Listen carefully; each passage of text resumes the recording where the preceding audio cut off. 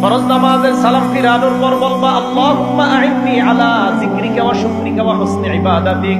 ওলামা ছাড়া অন্য কে এই দোয়াটা পড়ছেন আজকে? একজন।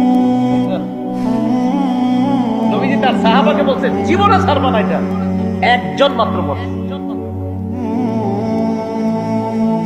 নবীজি তার সাহাবাকে বলছে মুহাব্বতের দাবি নিয়ে বলে জীবনে আমল ছাড়বা না, একজন পড়ছে আমল। তুমি এই দোয়া করবা মুআজ, কোনদিন ফরজ নামাজের পর এই দোয়া ছাড়বা না। কি তুমি আল্লাহকে বলবা আল্লাহুম্মা আইন্নি আলা যিকরিকা, আল্লাহ আপনি আমাকে সাহায্য করেন যেন আমি আপনার বেশি বেশি জিকির করতে পারি।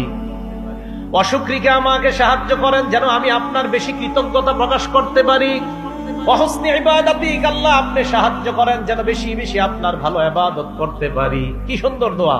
আল্লাহ সাহায্য করেন যেন আপনার জিকির বেশি করতে পারি, সাহায্য করেন যেন আপনার শুকরিয়া বেশি আদায় করতে পারি, সাহায্য করেন যেন আপনার ভালো ইবাদত বেশি করতে পারি।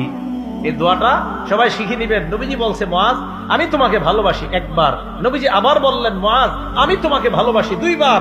এরপর নবী বললেন মুআজ ফরজ নামাজের পর লা তাদাআন্না, কিছুতেই কখনো এই দোয়াটা ছাড়বা না। কি আল্লাহকে বলবা আল্লাহ আপনি আমাকে সাহায্য করেন আমি যেন আপনার জিকির বেশি করতে পারি, আল্লাহ আমি যেন আপনার কৃতজ্ঞতা বেশি আদায় করতে পারি, আমি যেন বেশি ইবাদত করতে পারি। এই দোয়া করা কখনো ছাড়বা না। এটা নবীজি তার সাহাবা হযরত মুআজকে শিক্ষা দিলেন। আল্লাহ আমাদের সকলকে এই দোয়াগুলা শিখে নেওয়ার তৌফিক দান করেন।